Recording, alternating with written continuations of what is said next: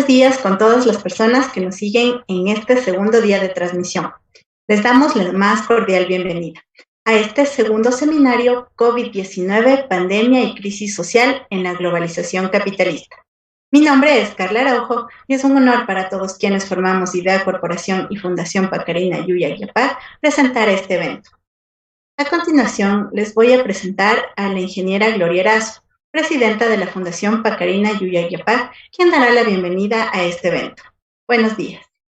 Muy buenos días a todas las personas que nos siguen a través de Facebook.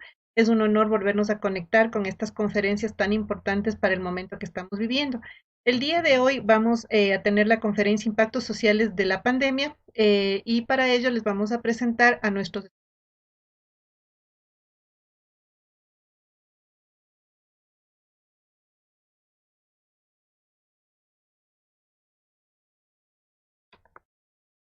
Valentina Ramos Ramos, PhD en Psicología Organizacional, profesora de pregrado y posgrado de la Escuela Politécnica Nacional, miembro del Comité Doctoral del Doctorado en Gestión Tecnológica de la EPN, jefe del Departamento de Estudios Organizacionales y Desarrollo Humano, coordinadora del Grupo de Investigación en Sistemas de la Información, Gestión de la Tecnología y la Innovación, investigadora y consultora en temas relacionados con la gestión tecnológica y la innovación, experta en análisis de competencias y gestión de personas.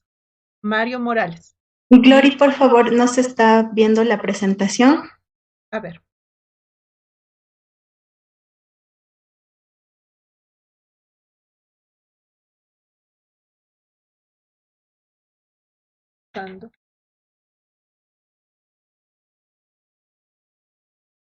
La voy a compartir de nuevo. Por favor.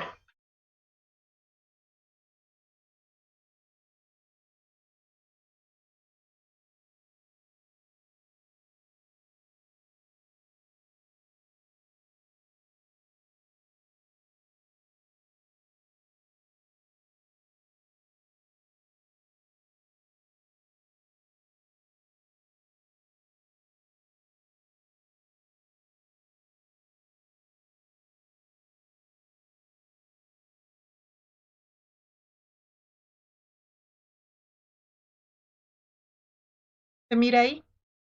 Si le puedes hacer presentación. Esperemos uno. Claro.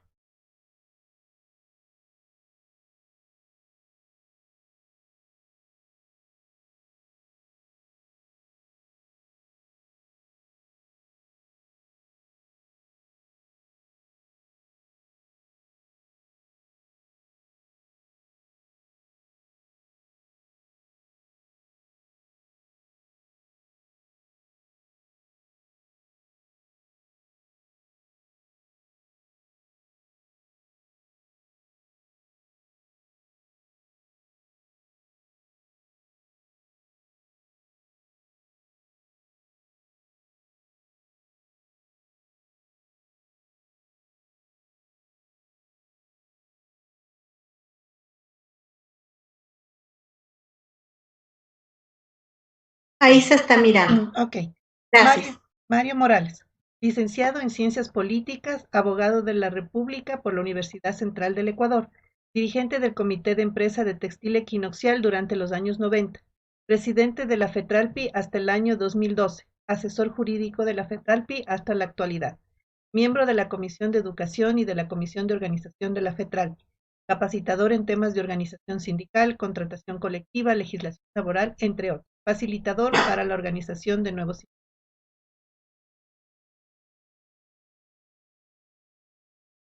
Juan Cubi, máster en Desarrollo, director de la Fundación Domum de Cuenca, miembro de la Comisión Nacional Anticorrupción, integrante del equipo coordinador del Acuerdo Ecuador Decide, articulista de varios medios digitales, analista político y social.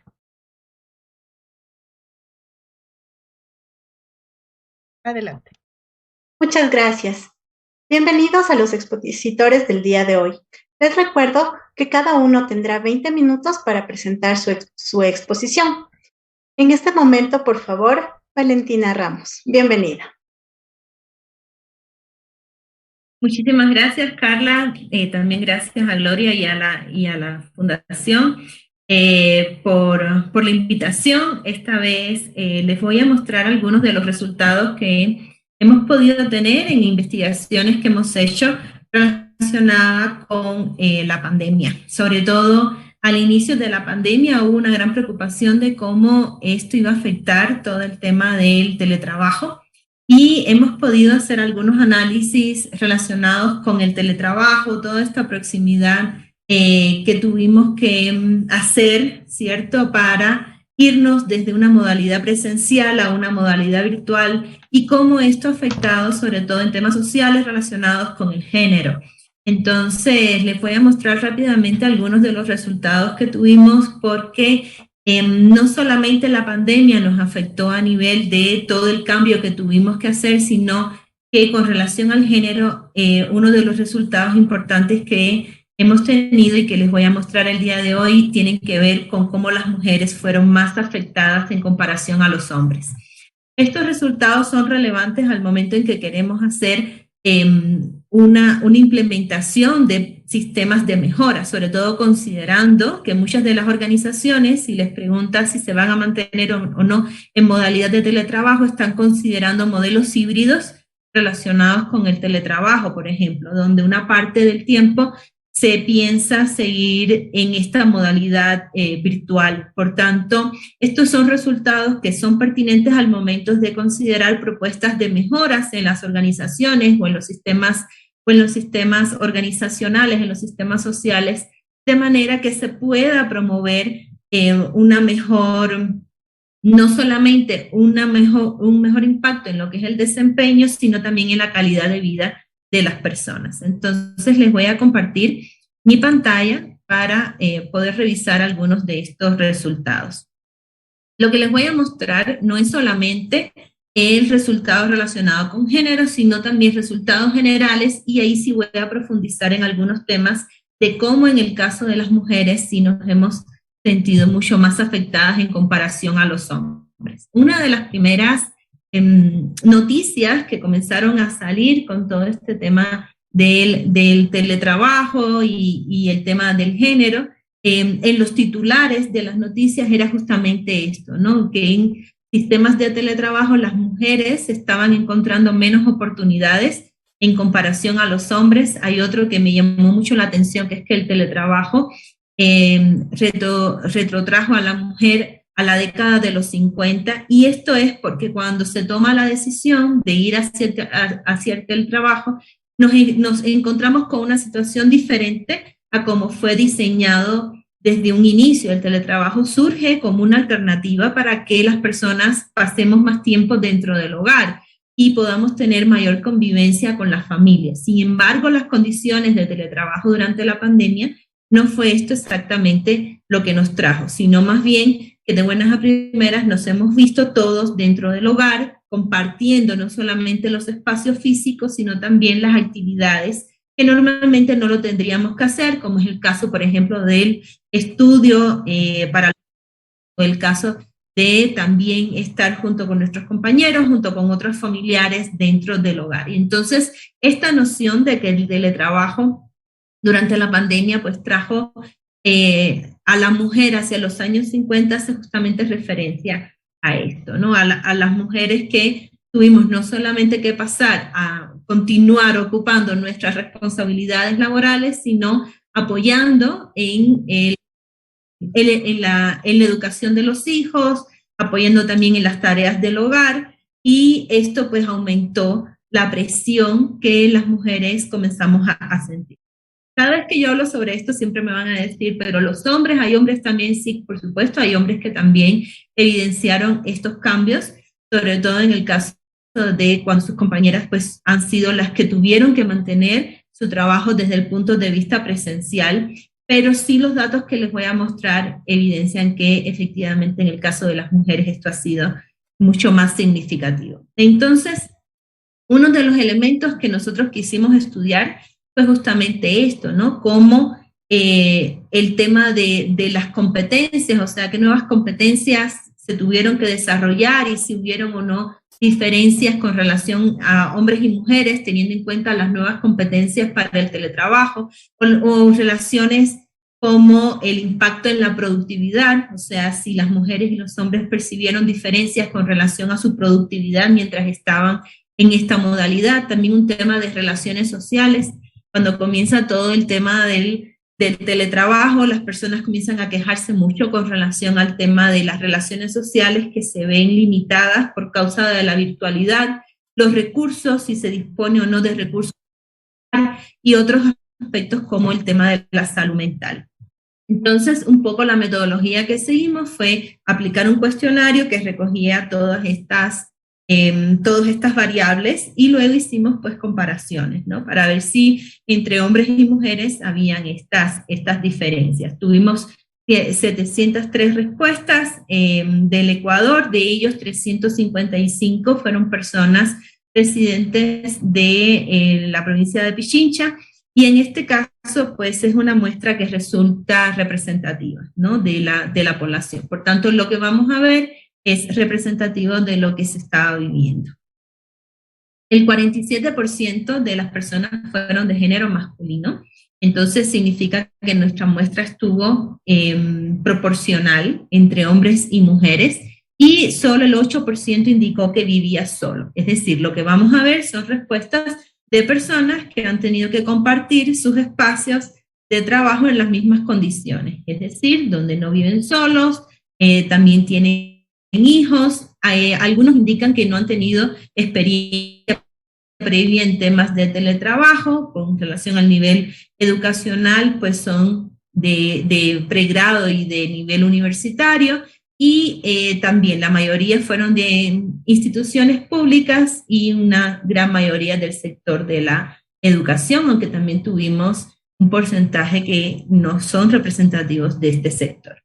Entonces, uno de los primeros resultados generales que tuvimos fue que efectivamente durante el teletrabajo hubo la necesidad de comenzar a formar nuevas competencias, y que las personas que tenían estas competencias eran personas que se consiguieron adaptar mucho más rápidamente con relación a los que no la tenían. En este caso estaba, por ejemplo, el tema de la automotivación, o sea, personas que identifican tener las capacidades como para buscar nuevas formas de trabajar, incentivarse a sí mismo, no depender de otras personas. Entonces el tema de la automotivación apareció como una de las competencias importantes, y también el tema de la organización, el tema de conseguir planificarnos a lo largo del día nuestras actividades. Esto también incluye espacios planificados, por ejemplo, para lo que es el almuerzo, lo que es el descanso, lo que es hacer actividades con los hijos o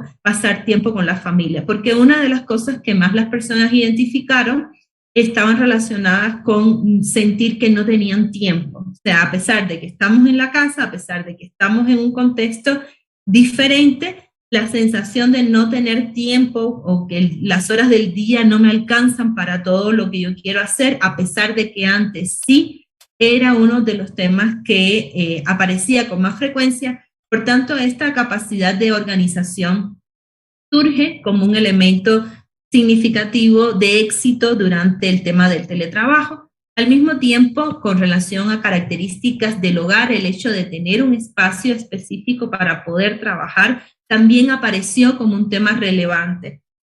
Todavía hay personas, por ejemplo, que trabajan desde la sala de la casa, entonces no tener un espacio con la privacidad suficiente y con las condiciones suficientes, por ejemplo, la silla ergonómica o quizás hasta la mesa, ¿no? El escritorio. Eso resultó ser mucho más significativo al momento de tener una mejor percepción de productividad que las personas que todavía no tienen estas condiciones.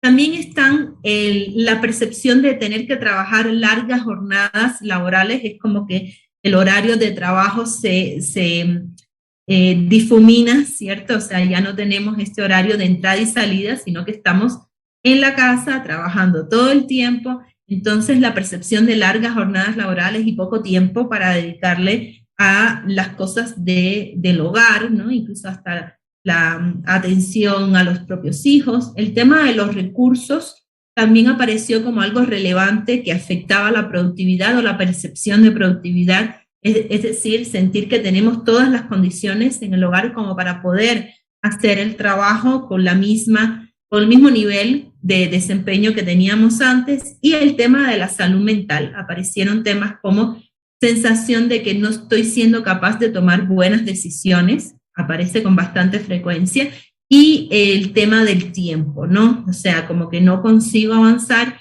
en los tiempos que yo normalmente pues lo hubiese hecho. Entonces hubo 4 competencias y ahora sí vamos a ver la comparación entre hombres y mujeres. Hubo 4 competencias que se evaluaron. Ya les comentaba un poco que la automotivación y la organización fueron las 2 que salieron como más significativas al momento de pensar en términos de productividad, pero también evaluamos temas como la extroversión o temas como la autonomía. Y en este caso, los hombres tuvieron diferencias en comparación a las mujeres. Los hombres presentaron diferencias estadísticamente significativas con relación a la automotivación, siendo la automotivación uno de los elementos claves para este tema de la sensación de productividad. Los hombres presentaron valores más altos con relación a la automotivación. Sin embargo, las mujeres, a pesar de que sí dijeron que tenían automotivación, fueron significativamente, o sea, los niveles fueron significativamente más bajos en comparación a los hombres, pues indicaban que sentían que tenían menos capacidad de concentración en comparación a sus colegas masculinos. Entonces, de las 2 competencias claves para la productividad, una fue la automotivación, la otra que tenía que ver con la organización, no hubo diferencias de género. Pero en el caso de la automotivación sí, y fue superior o se verificó superior en el tema de los hombres. Con relación al tema de la interacción social, yo les comentaba, el tema de las relaciones sociales fue uno de los claves al momento de sentir más o menos afectación de la pandemia, el tema de la virtualidad, por el tema de las restricciones sociales. Entonces, cuando comparamos hombres y mujeres, las mujeres indicaron que sus relaciones sociales estaban más concentradas a temas laborales, ¿no? El tema de los jefes, el tema de los colegas, el tema de los clientes, mientras que en el caso de los hombres ellos sí indicaron que tenían mayor vivencia de relaciones sociales con amigos en comparación a las mujeres. Y también el tema de la coordinación de las actividades, las mujeres indicaron mucha más interacción a nivel laboral que a nivel de amistad, por ejemplo, ¿no? Con otras colegas, con otras mujeres o con ciertos grupos no relacionados necesariamente con el tema del trabajo. Los hombres indicaron menos interacción con colegas y jefes, probablemente por esta percepción de mayor automotivación, por tanto, menos necesidad de intercambio. Las mujeres, en cambio, sí indicaron mayores proporciones de tiempos relacionados a esta interacción social con sus colegas y con sus jefes. Sin embargo, los hombres sí manifestaron pasar más tiempo con los amigos, no fue todo el tiempo, pero en comparación con las mujeres, los hombres sí han conseguido encontrar estos espacios donde las relaciones interpersonales no les haya afectado tanto como a las mujeres. Las mujeres, en cambio, pues pasamos menos tiempo a través de estos espacios virtuales con lo que son los amigos, ¿no? Estamos más dedicadas a temas de trabajo en comparación a los hombres. Hubo 4 elementos claves relacionados con las condiciones para trabajar que salieron como estos más relevantes. Por ejemplo, dentro de los aspectos positivos estaba el no tener que estarse trasladando para trabajar. Esto fue el mismo para hombres y mujeres, o sea, ambos identificaron que esto era uno de los elementos positivos del teletrabajo. Y el tema de la flexibilidad del horario también apareció como un aspecto positivo, tanto para hombres como para mujeres. Sin embargo, tanto hombres y mujeres identificaron algunos temas relevantes cuando pensamos en condiciones de trabajo, y entre ellos les hago notar el tema del estrés. O sea, los niveles de estrés se mostraron superiores en estos espacios de teletrabajo dados por las condiciones de pandemia en comparación a el espacio presencial, ¿no? Y el tema de las interrupciones. Aquí también hubo algo interesante. Cuando nosotros preguntamos por interrupciones, también preguntamos por el tema de hijos. ¿Tienen o no tienen hijos? Y resulta que no es tan relevante el tema de tener o no hijos como el tema de las interrupciones, ¿ya? Es decir, que lo que hace que las personas se sientan más afectadas en estos espacios no es por el hecho de estar conviviendo con los hijos, sino por cuántas interrupciones podemos tener por las distintas razones, entre ellas podrían ser los hijos. Pero el tema de las interrupciones también se evidenció como relevante tanto para hombres como para mujeres. Las diferencias que sí encontramos entre hombres y mujeres estaban relacionadas con aspectos como el estrés, o sea, las mujeres identificaron sentir mucho más estrés en comparación a los hombres de manera significativa, que son los resultados que les estoy mostrando. O sea, los hombres identificaron estrés, pero las mujeres identificaron sentir más estrés en comparación a los hombres. También las mujeres identificaron más problemas al momento de equilibrar la vida personal y laboral. O sea, esto es un aspecto que generalmente es superior en las mujeres fuera del contexto de teletrabajo y fuera del contexto de la pandemia. Pero se ratifica a que a pesar de que nosotros estamos compartiendo estos espacios, ¿cierto? Junto con la familia, pues las mujeres todavía seguimos teniendo la sensación de que no les estamos dedicando el tiempo suficiente a la familia que le deberíamos dedicar. Es una percepción. Y también el tema de las interrupciones, las mujeres identificaron muchas más interrupciones en comparación a los hombres. Entonces, si pensamos que estamos en un contexto donde está la casa, donde también nosotras sentimos que tenemos mayor responsabilidad doméstica, cosa que no necesariamente tiene por qué ser así, sin embargo, el trabajo doméstico todavía recae en las mujeres. Entonces, esta sensación de no poder equilibrar la vida laboral y la vida familiar, o la sensación de mayor número de interrupciones, se ve mucho más en el caso de las mujeres en comparación a los hombres. Temas de salud mental que nosotros evaluamos y que fueron comunes tanto para hombres y para mujeres es el tema de que se sienten que las cosas toman más tiempo de lo que normalmente tomaría. También el tema de problemas al momento de conciliar el sueño o perder el sueño por preocupaciones que se pueden tener, la sensación de conseguir disfrutar de las actividades diarias y la sensación de molestia o de tener un mal temperamento. O sea, han sido elementos relacionados con la salud mental que fueron comunes tanto en hombres como en mujeres, como los más relevantes al momento de incluso hasta de tener una percepción de cuánto influye en mi desempeño o en mi percepción de productividad. Con relación a esto es interesante destacar que hombres y mujeres tuvieron la misma percepción de productividad. O sea, no es que los hombres se sientan más productivos que las mujeres en teletrabajo, ambos indicaron tener la misma sensación.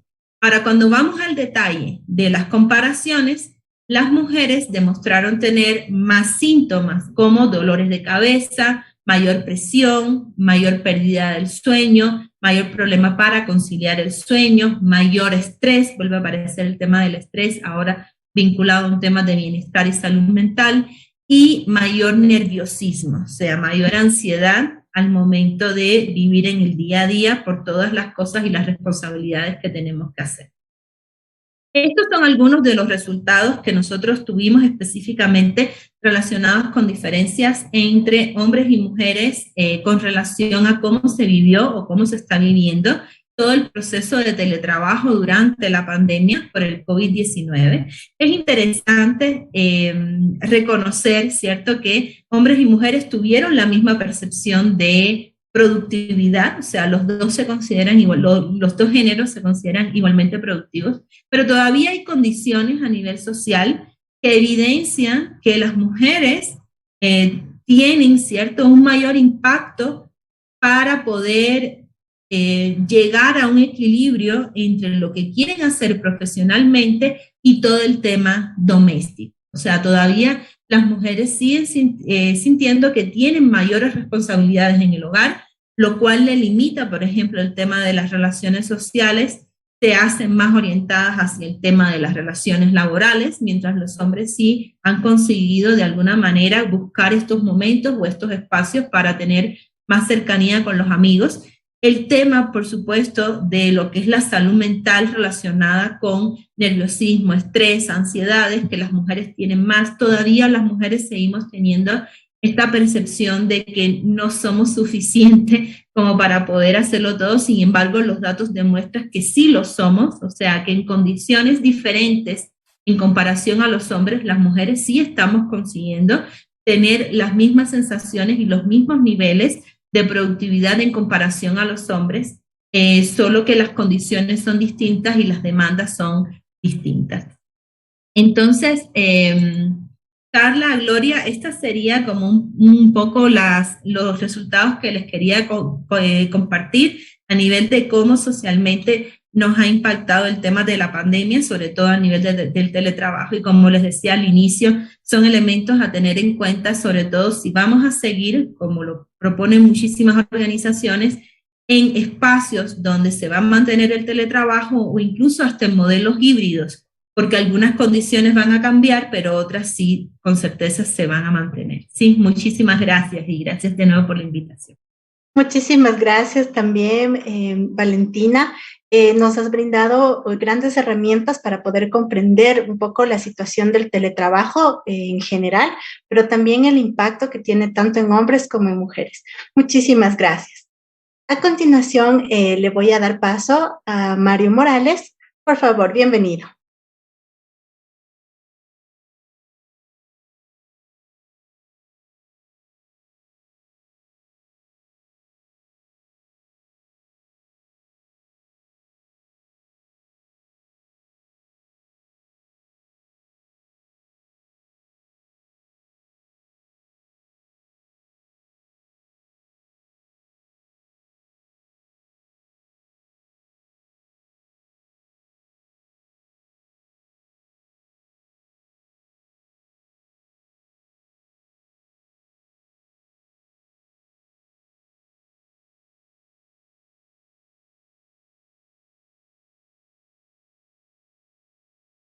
Ya, un saludo para todas y todas.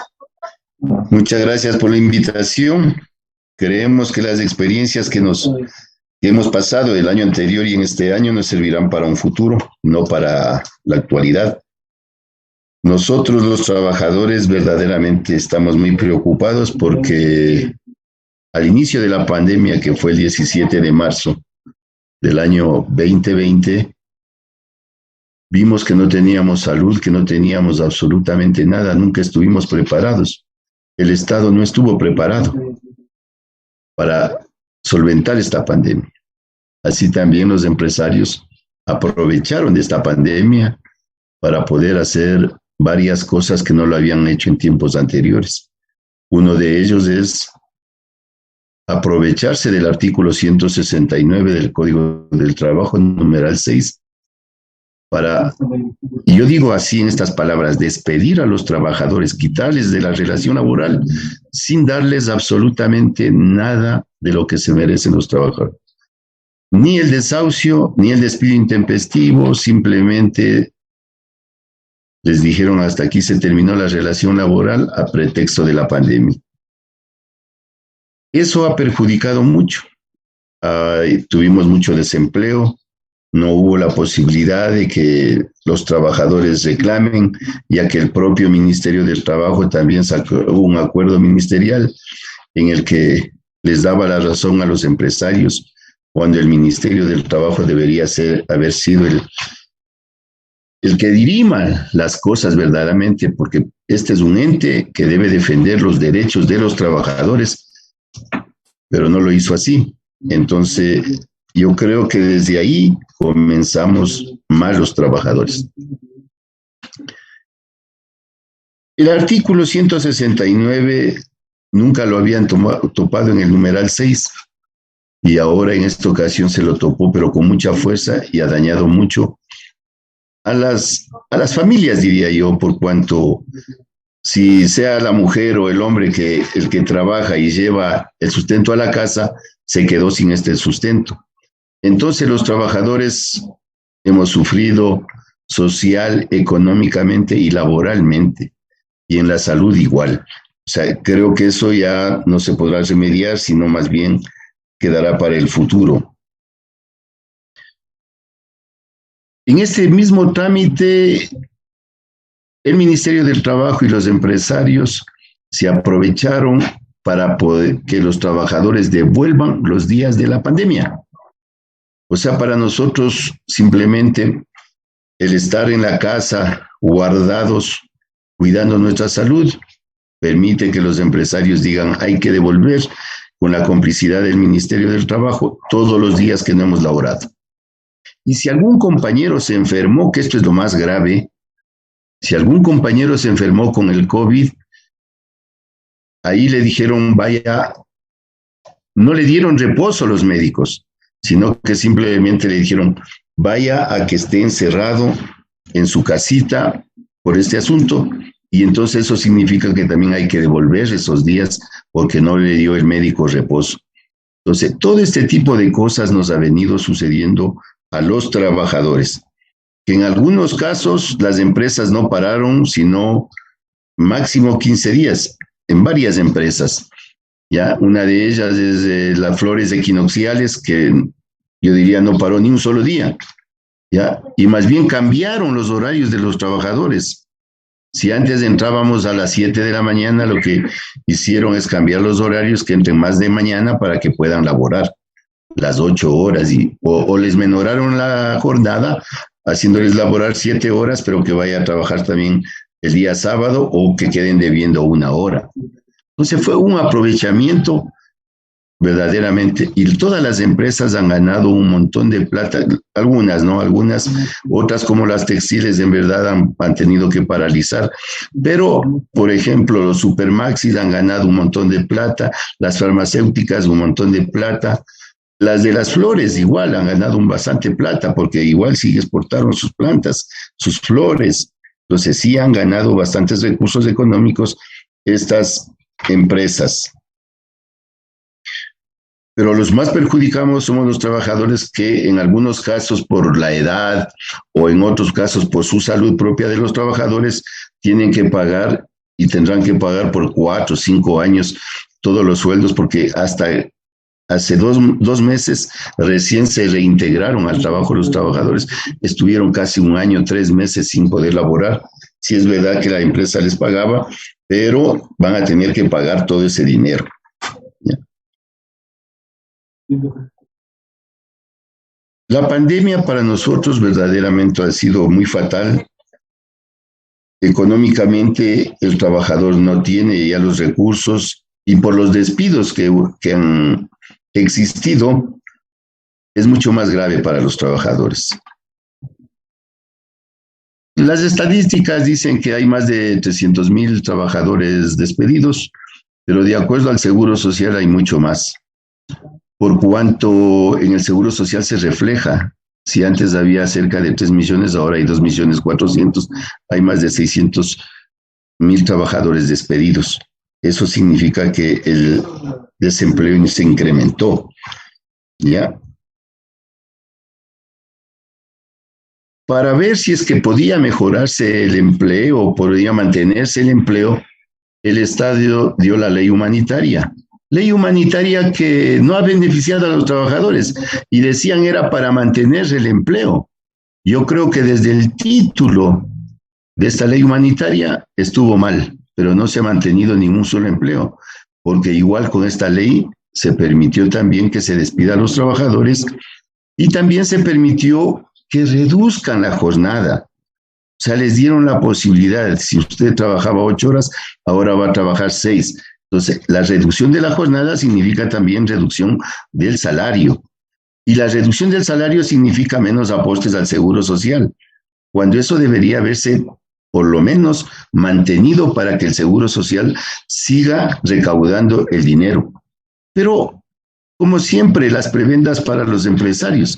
A los empresarios no les permitieron que ni siquiera paguen de los meses de la pandemia, o les dieron la posibilidad de que en un tiempo más largo puedan pagar esta situación, pero a los trabajadores sí, y por eso es que los trabajadores van a tener que más adelante pagar las deudas, o el Seguro Social les quitará sus bienes, porque si es que tienen préstamo hipotecario, les quitarán su casita, y eso es muy malo para los trabajadores.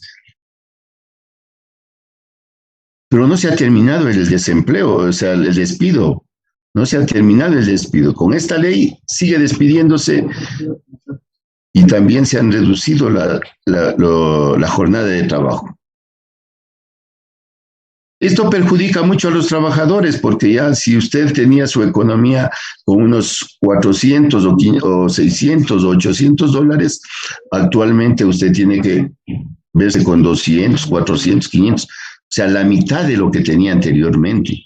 Entonces, esto perjudica. Y además de eso, también perjudica en otros complementos del salario, que es el 13º, el 14º, y el salario básico, que también se ha mantenido, entre comillas, pero con la reducción ahora todo el mundo paga solamente 200 dólares.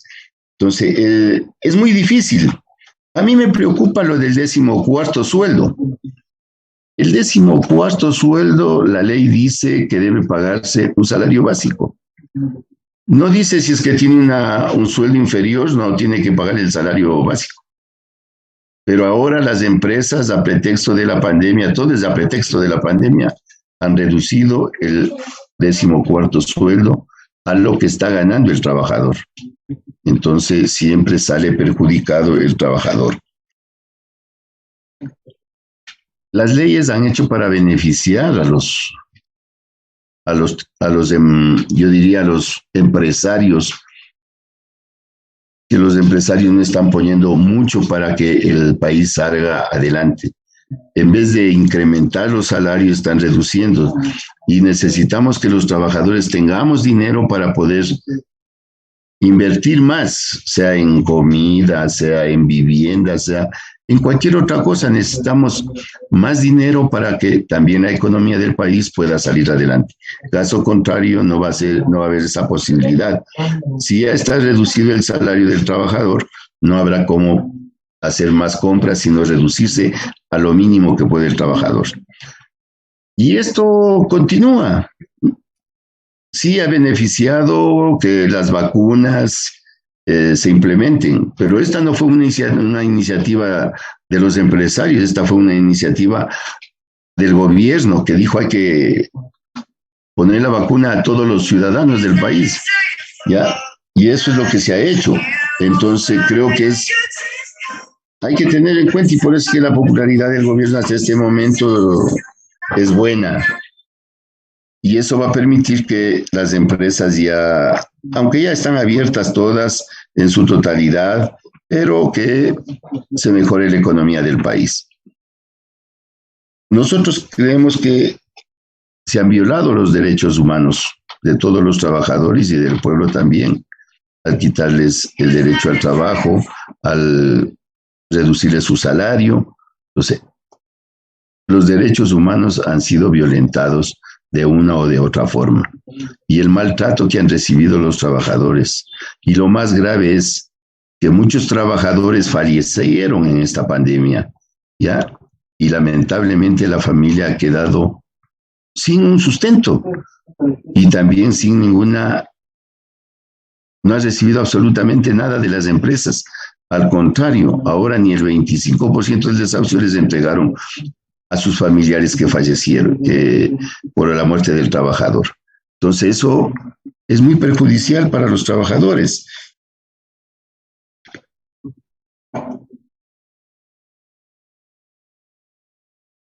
El seguro social también ha salido perjudicado, porque si a mí me reducen el salario, yo aporto menos al seguro social. Pero eso significa, para los compañeros que están ya cerca de su jubilación, significa un grave problema, porque van a calcularles con el salario que está aportando en estos últimos años. Yo digo que deberían los trabajadores tomar en cuenta esto, ya que es muy perjudicial para el cálculo de la jubilación, que va a salir un poco reducida, y eso no le interesa ni a los compañeros trabajadores, ni al propio Estado, porque igual no va a haber dinero para que alcance. Entonces, en ese sentido, consideramos de que es hora de que se elimine esta ley humanitaria que está haciendo mucho daño y que está perjudicando a los trabajadores, a un solo sector que son de los trabajadores.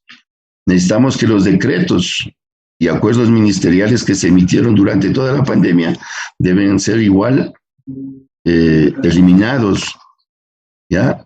Porque no han beneficiado en nada para que haya empleo, sino simplemente han sido beneficiados para que los empresarios hagan lo que quieran con los trabajadores, ¿ya? Entonces, en ese sentido, nosotros queremos pedirle a este gobierno y al ministro del Trabajo que derogue todos los acuerdos ministeriales que se han dado en la pandemia y que no ha servido para dar empleos, sino para eliminación de empleos. La ley humanitaria, que la Asamblea igual, o sea, yo creo que no hay que reformar esa ley, sino simplemente eliminarla, porque también no hace ningún beneficio al país, sino hace daño para todo el país económicamente. Y creo que es necesario que en tiempos de pandemia la corrupción también fue terrible y nosotros consideramos que por lo menos los del Seguro Social deberían irse esa gente a la cárcel, devolver la plata, pero hasta este momento no hay absolutamente nadie. O sea, solamente hay enunciados de que se han encontrado cosas de corrupción en el Seguro Social, en algunas entidades, pero verdaderamente no se hace nada para detenerles, digo yo, no se apresuran los trámites y en ese asunto, pero cuando se trata de un trabajador, ahí sí enseguida la ley es aplicable en todo momento. Entonces, se han detenido también así los trámites del Ministerio del Trabajo, como son inscripción de directivas, nuevas organizaciones, pliegos de peticiones, reclamaciones colectivas, se han detenido mucho tiempo y si la justicia no se hace rápido ya no es justicia. Entonces necesitamos también que ya se pongan al día los funcionarios del Ministerio del Trabajo para que los conflictos que hay se den solución inmediatamente, que la inscripción de las directivas sea también inmediatas, no hay que esperar mucho tiempo. Como dice la ley, el servidor público tiene que cumplir lo que dice la ley y nada más. Y en este caso están pidiendo otras cosas que no están establecidas en las leyes. En ese sentido, vemos que no hay una apertura al diálogo por parte del Ministerio de Trabajo para poder señalar todas estas cosas y los trabajadores creo que debemos buscar algunos mecanismos que nos sirva para que se respete todos los derechos, principalmente los derechos humanos que han sido violentados en este tiempo de pandemia. Es lo que yo podría decir ante esta situación que para nosotros los trabajadores ha sido un duro golpe y para el pueblo pobre también, ya que no hemos tenido ahorros, el Seguro Social no nos da medicamentos y todas las cosas nos tenemos que asumirlas como trabajadores y como padres de familia o madres de familia. En este sentido, vemos que si no hay un ahorro a futuro, las cosas nos irán peor a los compañeros trabajadores. Muchas gracias por permitirme expresar estos pensamientos que tenemos los trabajadores. Queremos agradecerle mucho, Mario, por este análisis que ha hecho, porque nos ha brindado herramientas para poder comprender un poco sobre las condiciones laborales en este tiempo de pandemia. En este momento le voy a dar paso a Juan Cubí. Por favor, bienvenido. Buenos días, Carlas. Gracias por el espacio. No sé si puedo compartir pantalla. Sí, por favor. A ver, necesito...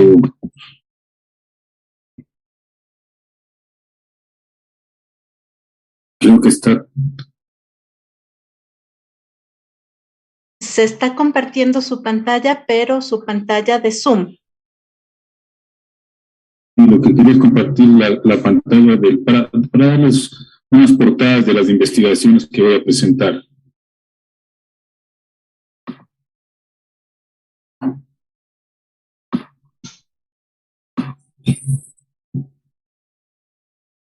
A ver,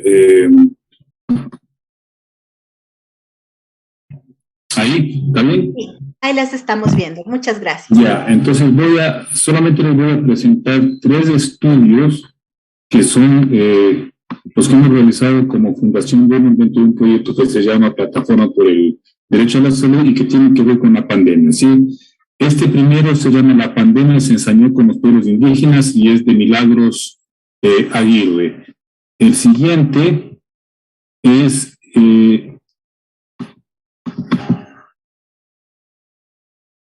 este es sobre Guayaquil. Es una investigación que se llama Guayaquil, afición de un éxito, el impacto de la pandemia de COVID en ciudades de desarrollo geográfico desigual, que es hecho por Patricia Sánchez, actual asambleísta por Pachacútec, y Janina Zamora Costa. ¿Sí? Y el final es un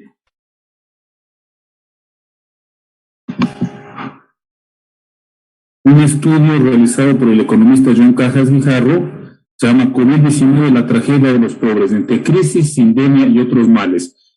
Estos 3 estudios completos, ustedes, las personas que están interesadas, los pueden encontrar en una dirección de la página web que le acabo de entregar a Carla. No sé, Carla, si usted les puede tal vez compartir a las personas que asisten. No sé cómo se hace eso. Claro, en este momento lo puedo compartir por Facebook. Ya. Ahora sí quisiera volver. ¿Está bien ahí la pantalla? Estamos viendo su pantalla de escritorio. ¿Cómo me salgo de eso? Deja de compartir pantalla. Sí, por favor, listo. ¿Ya? ¿Ahí estamos bien? Sí, ahí estamos bien. Muchas gracias. Listo. Gracias a usted, Carla. A ver, el tema de la intervención del día de hoy de la mesa o del espacio de debate, como quiera llamárselo, era las desigualdades. Yo le había presentado esos 3 estudios porque nos pueden evidenciar cuáles son las desigualdades en este país desde diferentes ópticas, ¿sí? El primero que les señalaba, que ustedes vieron, es el estudio sobre cómo el COVID afectó de manera diferenciada por un enfoque étnico, ¿sí? Milagro de Aguirre, que ha hecho un trabajo de muchos años en zonas indígenas de la Amazonía, hizo nuevamente una investigación sobre cuáles eran las particularidades en el caso de pueblos y comunidades indígenas, ¿no? Se sacó una conclusión muy, muy triste, muy dramática en este país. El Estado se concentró sobre todo en atender a poblaciones urbanas, que era obviamente donde mayor impacto tenía el COVID por un tema que no viene al caso de detallar, pero por aglomeración de gente, por condiciones de vida, etcétera, y en gran medida relegó la atención de los sectores rurales y de manera particular de los sectores indígenas. En ese sentido, la pandemia fue tremendamente dura para estas comunidades indígenas en el sentido de que no tuvieron respuestas adecuadas, oportunas, integrales desde el Estado en términos de atención de salud. No obstante, el estudio también demuestra que la respuesta de las comunidades indígenas fue mucho más eficiente en términos de reducir drásticamente la mortalidad y de resolver sus problemas de contagio y de enfermedad desde lógicas comunitarias. Fue obvio que se recuperaron una serie de prácticas médicas ancestrales, se potenció el tema de la comunidad como un factor de combate a una amenaza externa como era la pandemia, se generaron relaciones intra e intercomunitarias en cuestiones como solidaridad, intercambio, trueque de alimentos, etcétera, lo cual favoreció enormemente la capacidad de resistir, digamos, desde las comunidades a la pandemia. Pero hay un factor que no se estudió a profundidad, pero que también se insinuó en este estudio. Fueron las comunidades indígenas, los productores de alimentos internos de este país, los que sostuvieron en gran medida la alimentación de las ciudades. Sí, durante la pandemia, las comunidades indígenas no solamente que continuaron produciendo de acuerdo a sus lógicas, sino que demostraron una enorme solidaridad social con el resto del país, proveyendo de alimentos e incluso donando en muchos casos alimentos para centros poblados que serían afectados por el confinamiento, por las dificultades de movilización y de transporte. Ese es un tema que no ha sido claramente, oficialmente reconocido por el Estado y por la sociedad, pero que tendría que ser estudiado más a profundidad. En ese sentido, creo que hay que resaltar el enorme valor y importancia que tienen las lógicas productivas y de salud comunitaria frente no solamente a una pandemia, sino frente a lo que estamos enfrentando ya como humanidad, como planeta, en términos de deterioro ecológico, de crisis ambiental, etcétera. Es decir, Esas formas de vida comunitaria tienen mucha mayor capacidad de responder a estas amenazas que estas megaciudades, que pueden tener quizá mayor acceso a ciertas formas de atención médica, ciertos servicios, pero que no tienen las condiciones de vida para poder prevenir o para poder resolver este tipo de amenazas, ¿sí? En ese sentido, el estudio que hace Milagros obviamente establece estas enormes diferencias y sobre todo interpela al Estado sobre los límites que tiene el momento de responder con un criterio de equidad a las necesidades de la población. Es decir, seguimos siendo un país que excluye desde ciertas posturas culturales, étnicas, ¿sí? Los pueblos indígenas fueron en gran medida los más marginados o abandonados por las políticas del Estado. El segundo estudio es el de la ciudad de Guayaquil, hecho por Patricia Sánchez y por Yanina Zamora. ¿Qué evidencia el caso de Guayaquil? Como ustedes conocen, fue una noticia mundial la catástrofe sanitaria en Guayaquil. Los índices de mortalidad alcanzaron dimensiones que creo que no fueron superados tal vez por, creo que alguna ciudad de la India, pero en general Guayaquil estuvo en el pico de las ciudades con mayor mortalidad mundial a causa del COVID, sobre todo en los primeros meses del año pasado. Es decir, el estudio analiza sobre todo lo que ocurrió en los meses de abril y mayo en la ciudad de Guayaquil.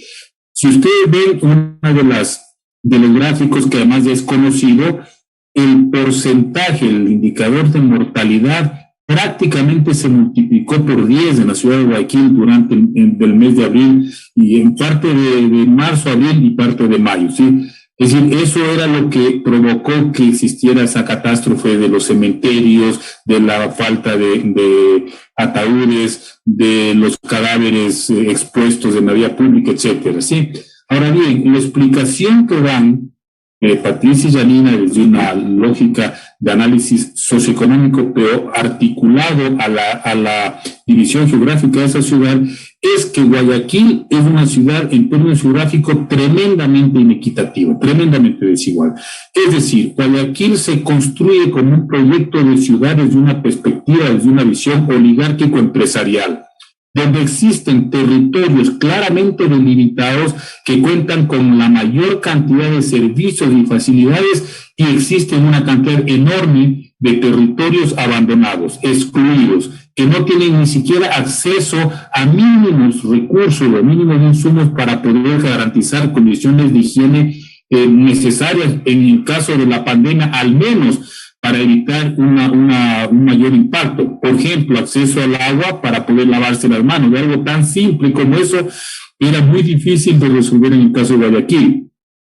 Entonces, el análisis que hacen Patricia y Yanina demuestra que la mayor parte de mortalidad y de morbilidad por causa del COVID-19 en la ciudad de Guayaquil tiene que ver con condiciones de exclusión, no solamente socioeconómica, sino geográfica. Es decir, Guayaquil, desde esa perspectiva de los socialcristianos que la presentaron como un modelo exitoso y lo promocionaban como un modelo a ser imitado, constituye un tremendo fracaso a la luz de lo que ocurrió con la pandemia. Por ejemplo, cosas tan obvias. Mucha gente en Guayaquil murió porque no tenía condiciones para trasladarse a un hospital. No solamente que estaba lejos de un centro de salud, un hospital, no tenía el transporte, porque Guayaquil está constituido desde una lógica de utilización de vehículos particulares, donde, claro, la gente pobre tiene que estar sometida a todo el problema, las dificultades del transporte público. En el confinamiento, como se suspendió ese transporte, era gente que ni siquiera tenía la posibilidad de trasladar a un enfermo en un bus en condiciones deplorables, ¿sí? Y eso provocaba que la gente terminara muriendo en sus casas. Otro elemento, sí, el tema del trabajo.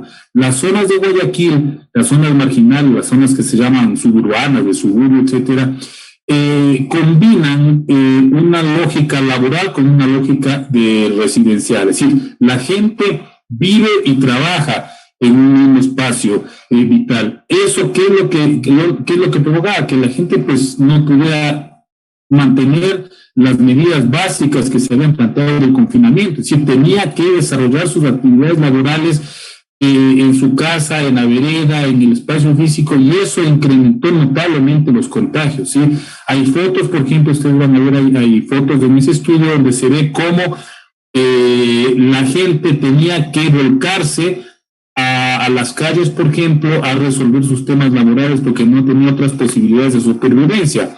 Frente a eso, ni la municipalidad ni el Estado plantearon una respuesta, por ejemplo, de resolver el acceso básico a alimentación de la gente, ¿sí? Por poner un ejemplo, si hubiera habido un plan para dotar, por ejemplo, de canastas familiares para que la gente al menos pudiera resolver el tema de su alimentación, probablemente se habrían podido reducir los impactos de la pandemia. Pero claro, como es una ciudad que está diseñada desde una lógica empresarial para que operen aquellos sectores de la economía de punta o aquellos sectores más rentables, pues prácticamente en el confinamiento se dejó excluida totalmente a grandes porciones de esa ciudad que son las que más padecieron el efecto del COVID-19, ¿sí? De manera que tenemos ahí un ejemplo de lo que significan las desigualdades de una sociedad desde una lógica geográfica. Cómo se construyen las ciudades, no con una visión democrática, no con una visión incluyente, sino con una visión de optimización de la renta de las inversiones. Entonces, en Guayaquil, en el análisis se demuestra cómo en el último siglo, ¿sí?, históricamente los grupos de poder han definido zonas específicas donde se priorizan los servicios en función de el desarrollo empresarial. ¿Sí? La especulación de la tierra, la inversión en infraestructura, la articulación en términos de movilidad, etcétera, configuran zonas que tienen unas condiciones muy favorables mientras se excluye a una gran parte de esa ciudad, lo que implica excluir a un enorme porcentaje de la población. Y el tercer estudio, que es el estudio de John Cajas, coincidencialmente, John va a presentar pasado mañana este estudio más a profundidad, pero como ha sido parte de las investigaciones que hemos promovido desde la Fundación Donum y desde Ecuador Decide, yo me he permitido, con la venia de John, obviamente, presentar brevemente algunos indicadores. John lo que hace es un análisis a nivel nacional, ¿sí?, de las condiciones socioeconómicas que estuvieron detrás de los impactos desiguales de la pandemia. Entonces, él analiza, por ejemplo, casos de desempleo, personas que perdieron el empleo, ¿sí? Obviamente son sectores populares que vieron afectado su empleo y eso repercutió en un deterioro de las condiciones familiares, de las condiciones económicas de cada familia, porque no perdía el empleo solamente uno de los miembros, perdían 2 o 3 miembros del empleo. Y el compañero Mario adelantó un poco las condiciones que fueron aprovechadas por los sectores empresariales para despedir o para reducir las jornadas de trabajo de muchos trabajadores. Eso generó impacto. 2, las condiciones de hacinamiento, es decir, las condiciones de vida donde familias tienen que vivir en espacios estrechos, provocó una serie de impactos de carácter psicológico, emocional en muchos de sus miembros. Se incrementaron las tasas de suicidio. La deserción escolar es altísima, sobre todo en sectores populares de las ciudades del Ecuador.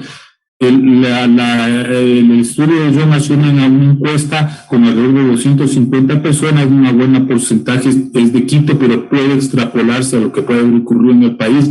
Y claro, estos sectores que han estado marginados históricamente son los que más tuvieron que enfrentar desempleo, violencia intrafamiliar por las condiciones de hacinamiento, suicidio, recrudecimiento de temas como la drogadicción, es decir, todo un drama social que está articulado fundamentalmente a las desiguales condiciones económicas de las familias, sobre todo principalmente de las ciudades. El estudio se centra mucho en las ciudades. ¿Y qué es lo que plantea John? Dice muy bien, el asunto es que estos impactos no se van a resolver con que se termine la pandemia. Estos impactos que él les denomina como una sindemia, es decir, una pandemia múltiple, donde no solamente hay un impacto sanitario, sino también económico, social, cultural, ambiental. Sí, es una pandemia que tiene muchos factores correlacionados.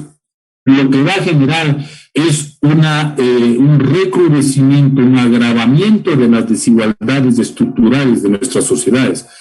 John plantea que esta crisis de la pandemia probablemente sea la más grave del último siglo en el Ecuador, probablemente mucho peor que la crisis del año 99-2000 cuando se dio la dolarización. Y él dice que la afectación estructural es tan grave que nos vamos a tardar al menos una década en medianamente recuperar ciertas condiciones, y eso siempre y cuando se den políticas para compensar el deterioro de estas condiciones de vida. Y él va demostrando con datos cómo a nivel, por ejemplo, de ingresos, las familias más pobres de este país han visto agravarse la diferencia de ingresos o la desigualdad profunda en los ingresos familiares, ¿sí? Entonces, con esto concluyo. Lo que yo quería es que presentarles a ustedes estos 3 estudios, porque si ustedes los combinan van a evidenciar o van a darse cuenta de que en este país hay desigualdades estructurales que simplemente fueron o evidenciadas o profundizadas por la pandemia. No es que nosotros teníamos condiciones más o menos favorables que fueron afectadas por la pandemia. Lo que ocurrió es que estas desigualdades estructurales profundas simplemente al tener que enfrentar una amenaza como la de la pandemia, no tuvieron las más mínimas posibilidades, no solamente de resolver favorablemente o al menos de evitar una catástrofe, sino que dejan una secuela de desigualdades estructurales que va a ser muy difícil resolverlas en los próximos años. Yo les invito a que ustedes visiten la página web que les ha compartido Carla. Ahí van a encontrar ustedes estudios completos con los cuales ustedes podrán sacar una serie de conclusiones. Muchas gracias.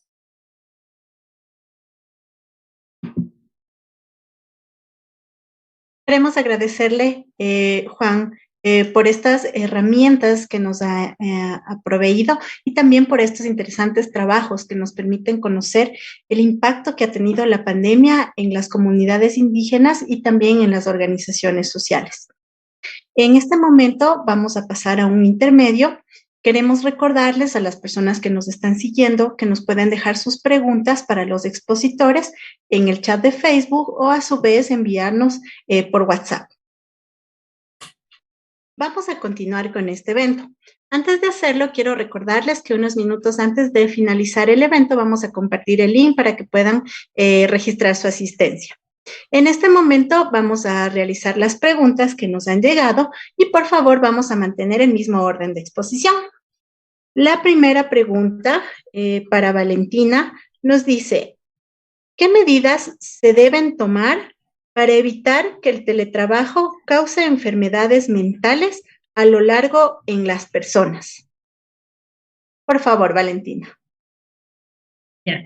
Bueno, primero que todo, esto es una responsabilidad compartida, ¿no? No solamente es responsabilidad de las personas, sino también de las organizaciones donde las personas están o de los sistemas sociales en donde la persona está haciendo su actividad. Entonces, eso sí es algo importante porque quizás hay personas que piensen que todo el tema del bienestar y la salud mental es algo de lo cual yo soy responsable por mí mismo, y es verdad. O sea, yo tengo una responsabilidad por mi propio bienestar. El bienestar y la salud mental están relacionados a la noción de yo sentirme bien conmigo mismo, pero también está relacionado a la noción de sentirme bien con lo que estoy haciendo, sentirme bien con las personas con las cuales yo me estoy relacionando, sentirme bien en el espacio donde yo estoy. Entonces, hay una parte que es propia donde tenemos que darnos cuenta de estos síntomas y saber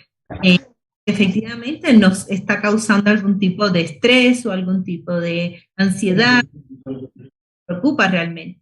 Pero por otra parte, también las organizaciones tienen que diseñar sus sistemas de acercarse a los trabajadores y verlos como que esto es algo por lo cual las organizaciones también deben tomar algún tipo de medidas, y entonces identificar qué es lo que está sucediendo también permite que se puedan tomar decisiones al respecto. Hay empresas que, por ejemplo, tienen un área, cuentan con la posibilidad de tener especialistas que se han acercado a los trabajadores durante este tiempo y les ha dado este acompañamiento, pero hay otras organizaciones que no lo hacen así. Entonces dejan la responsabilidad solamente en el colaborador y temas como la sobrecarga de trabajo, la presión, que son responsabilidades de la organización, pues no se están tomando en cuenta. Entonces aquí lo fundamental es saber, ¿no? Es identificar qué es lo que nos tiene ansioso y reconocer que aquí hay una responsabilidad compartida de las dos partes en este proceso. Muchas gracias, Valentina. Vamos a continuar con Mario. La pregunta nos dice, ¿qué deben hacer las y los trabajadores que no han recibido el pago de sus liquidaciones cuando una empresa se declaró en quiebra durante la pandemia? Por favor. Bueno, el trabajador tiene que hacer la demanda, ya que están violentando sus derechos. El Código del Trabajo en el artículo 193 señala que en caso de liquidación de una empresa, el trabajador tiene derecho al despido intempestivo y si es que tiene contrato colectivo, a los beneficios del contrato colectivo. El trabajador tiene que ejercer su derecho y presentar la demanda para que sean pagados. Nosotros estamos señalando que hasta los compañeros que fueron separados por medio del artículo 169, numeral 6, también deberían seguir las demandas para que les paguen como despido intempestivo, porque las empresas primero que ya han regresado a laborar y las empresas nunca han dejado de estar ahí. O sea, la empresa está ahí, no es que se ha ido a otro lado o ha pasado algo con la empresa está ahí. Entonces el trabajador tiene que ejercer su derecho y presentar la demanda para que el juez sea el que determine lo que tiene que recibir el trabajador. Perfecto, muchas gracias. La siguiente pregunta es para Juan. Nos dice, ¿qué mecanismos se deben usar para capacitar a las comunidades indígenas sobre los peligros de la pandemia y las medidas de contención de la misma? Adelante. Gracias. A ver, capacitarles, yo creo que no hay que capacitarles porque tienen ellos una sabiduría, una organización, una estructura comunitaria productiva del cuidado común que es ejemplar para el resto de la sociedad. Más bien lo que debería hacer el Estado es reconocer su capacidad autonómica de manejar estos procesos, por ejemplo, de cuidado colectivo. Uno de esos aspectos sería cómo se potencian los sistemas médicos ancestrales, cómo se potencia esa capacidad de manejar la salud desde una lógica integral, desde una lógica cósmica, desde una lógica que involucra todos los aspectos de la convivencia humana, no se refiere únicamente a combatir una enfermedad. Y sobre todo esos modos de vida que pese a tantos siglos de dominación y de exclusión han sabido preservar a tal extremo que las condiciones de vida que han logrado, digamos, mantener y potenciar durante la pandemia han sido, digamos, la causa para que no les haya golpeado como a los sectores urbanos el COVID-19.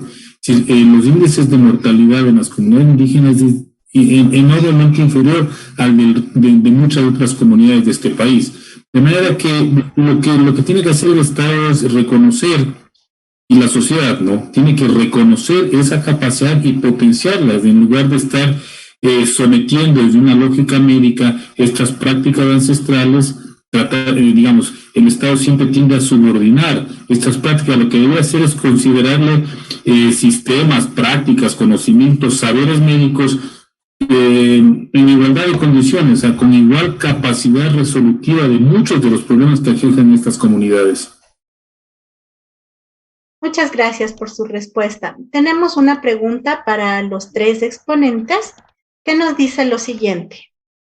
Permítanme un momentito, por favor. Dice, ¿qué debemos hacer los sectores más desprotegidos para que no se vulneren más derechos por efectos del COVID?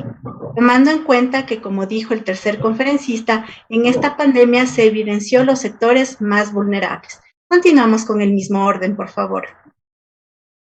Bueno, en el caso de los resultados que yo les comentaba, que era justamente el tema de las mujeres, imagínense ustedes, les estoy hablando de las mujeres trabajadoras, de las que cuentan con trabajo. Hubo muchas mujeres que se vieron perjudicadas por el tipo de trabajo que hacen, no les permitió pasarse a la virtualidad. Y por tanto hubo despidos y hubo interrupciones con relación al tema laboral. Entonces, es complicada esa respuesta porque una de las primeras cosas sería cómo conseguir, ¿no? Cómo preservar las oportunidades laborales en esta época, y algunas medidas se están haciendo con estos retornos progresivos o con estos cuidados que se están teniendo, pero no es suficiente al momento en que pensamos cuántos trabajos tuvieron que cerrar. O sea, se calcula que más del 70% de los emprendimientos cerraron.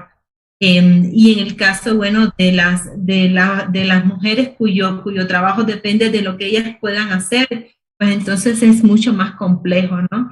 ¿Qué se puede hacer para preservar? Bueno, pues eso genera acciones sociales, y yo avanzaría incluso a hacer la propuesta, ¿no? de la conciencia social que se requiere para que todos podamos proteger, pero probablemente que fue el que tocó más el tema, quizás algo más en específico. Yo lo que es hacer la sugerencia, ¿no? O sea, generamos un espacio de seguridad que permita que las personas puedan retomar sus actividades, pero con una conciencia importante que nos proteja y que permita también proteger a los que estamos alrededor, porque si no, entonces no estamos resolviendo el problema. Si no le hacemos caso a las normas de seguridad, no estamos resolviendo el problema, lo que estamos haciendo es agravándolo, no más bien.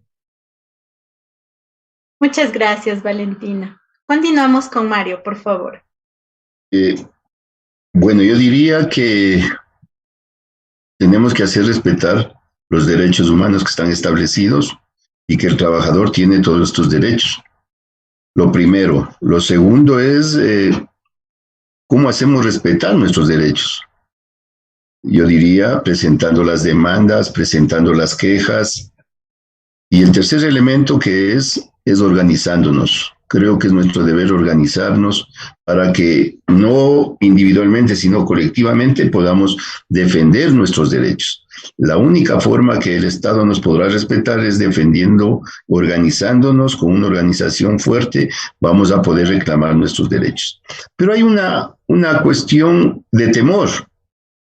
Los trabajadores tienen temor, hasta ya cuando pierden su trabajo tienen temor, hasta de reclamar sus derechos. Y eso está mal. Si uno ya perdió, digan, su trabajo, ¿qué miedo tengo de que el empresario no pueda hacer algo? Entonces deberían perder el temor que tenemos, el miedo que tenemos, deberíamos ser eliminados de nuestro cuerpo, de nuestra mente. Entonces, y también debemos cambiar esta situación con la organización. Solo así podemos salir adelante de esta situación de la pandemia, los trabajadores que hemos sido los mal golpeados en todo este proceso. Gracias. Muchas gracias, Mario. Continuamos, por favor. Juan, adelante. A ver, yo no quisiera pecar de maximalista en el sentido de pedir lo imposible, decir, bueno, hay que transformar profundamente la sociedad, el sistema, porque eso tampoco es que es una respuesta. Pero yo sí me quisiera acoger a lo que dice el título de este encuentro, ¿no? Dice, crisis social en la globalización capitalista. Bueno, hay un problema de fondo y lo está señalando claramente este encuentro, ¿sí? Acaba de salir un informe de Naciones Unidas de una serie de aspectos que dicen que el capitalismo es insostenible, es decir, el planeta se va a acabar si continuamos con esta lógica depredadora y de un crecimiento ilimitado y de una devastación de la naturaleza y de los seres humanos, porque no tenemos una salida coherente a futuro. De manera que sí hay que pensar seriamente en que hay un sistema que no tiene condiciones para responder a estas amenazas. Y si el día de mañana aparece otro virus, esperemos que no, vamos a tener los mismos impactos relacionados con la desigualdad social. Y la gente más pobre, la gente más marginal, la gente más vulnerable es la que más va a sufrir esta afectación. Es decir, mujeres, ya Valentina creo que ha sido bastante clara en este aspecto. Las mujeres son un sector que en el capitalismo tiene una mayor carga en varios aspectos, ¿sí? Los trabajadores, los pobres, los jóvenes, todos esos sectores, los indígenas, todos esos sectores son los que inevitablemente sufrirán los mayores impactos en esta o en cualquier otro tipo de amenaza como una pandemia. Agradecemos mucho sus respuestas. En este momento le voy a pasar a Gloria para que finalice el evento. Muchas gracias, Carla. Muchas gracias a nuestros expositores. Ha sido una conferencia realmente muy interesante que nos han dado elementos muy importantes para entender la situación en la cual estamos viviendo, no solo en el Ecuador, sino en el mundo, la situación social, tanto desde las personas que tienen trabajo como las que han perdido trabajo por. Les agradecemos a todas las personas que nos han acompañado. Les esperamos el día de hoy a las 18 horas. Vamos a tener una conferencia sobre los avances científicos que se han realizado en el Ecuador y en el mundo sobre la pandemia y también los esfuerzos de los investigadores nacionales. Les invitamos a participar de este evento. Muchísimas gracias y muy buenas tardes. Muchas gracias también. Buenas tardes.